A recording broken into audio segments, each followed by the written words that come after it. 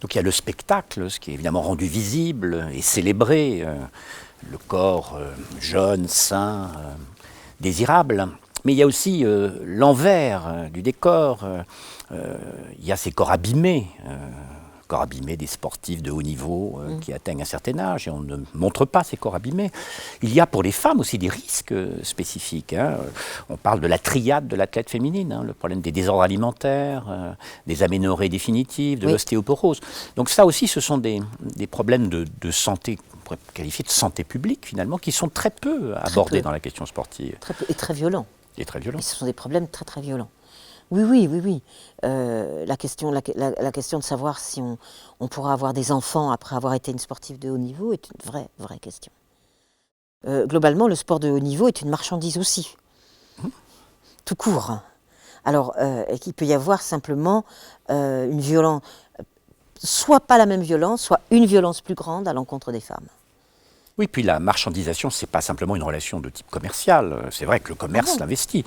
C'est aussi le corps réduit à ne s'inscrire que dans une relation fixée par des profits. Même, je prends l'exemple en Allemagne de l'Est de ces femmes dont on provoquait une grossesse pour qu'elles aient un certain nombre d'indicateurs ou une montée de globules rouges qui leur permettait finalement d'être plus performantes. Ça fait monter beaucoup de choses positives dans un corps de femme, bien entendu. Donc ici, le corps est véritablement instrumentalisé. Non, mais alors c'est plus qu'instrumentalisé, c'est-à-dire que là, on passe de la marchandisation, c'est la dimension exploitation, voire... enfin, pour moi, c'est... Parce que il faudrait vraiment distinguer tous les niveaux où on peut se servir du corps des femmes à des fins qui sont autres que là, on ne va pas faire du Kant, mais qui sont autres que la finalité de la personne elle-même. Donc ça, on trouverait, il y a des degrés et des choses très très multiples.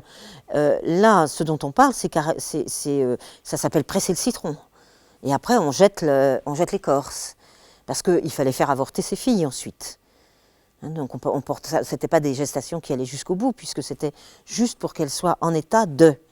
Donc ça, c'est de la destruction. C'est même plus de la marchandisation. Donc, moi, je tiens beaucoup à ce que, dès qu'on parle du rapport femme-commerce, ou monnaie d'échange, moyen d'échange, objet d'échange, on distingue toutes les possibilités que l'humanité se donne pour transformer les femmes en objets. C'est ça, mais l'exemple évidemment de l'Allemagne de l'Est nous fait horreur, et j'imagine qu'il y a une grande unanimité pour dénoncer cela, mais le fait que les athlètes de haut niveau, ils laissent une grande partie de leur santé, pour les femmes, la possibilité d'être femmes dans tous les sens du terme, c'est aussi une destruction d'une certaine manière. Oui. N'hésitons pas.